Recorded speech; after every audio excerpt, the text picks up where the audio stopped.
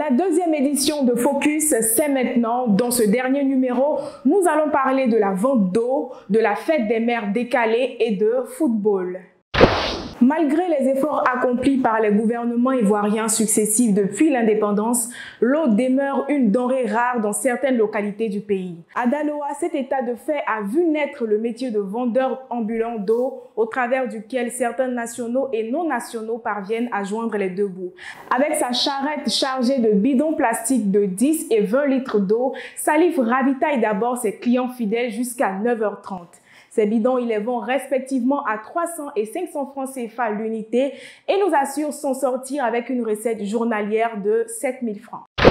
C'est sur le terrain dénommé Sekou Bamba du quartier Ébrié d'Adjamé que les femmes de l'ONG Wetao of Africa ont décidé de se donner rendez-vous afin de célébrer et honorer leurs sœurs. Cette cérémonie, qui devrait avoir lieu le 26 mai, a été repoussée à la date du 23 juillet pour des raisons religieuses, car les femmes musulmanes du quartier observaient le jeûne du Ramadan.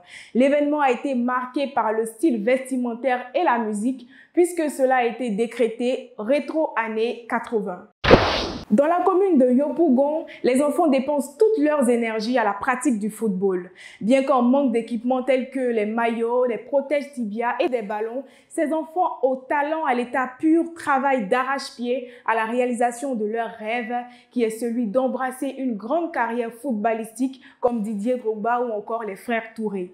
Je vous invite donc sur le terrain Zénith à Ananéré à Yopougon pour découvrir les futures pépites du football ivoirien. Voilà, c'est la fin de cette dernière édition de la journée. Merci de votre attention. Ce soir, je vous laisse avec une citation de Léonard de Vinci qui dit que tout obstacle renforce la détermination. Celui qui s'est fixé un but n'en change pas.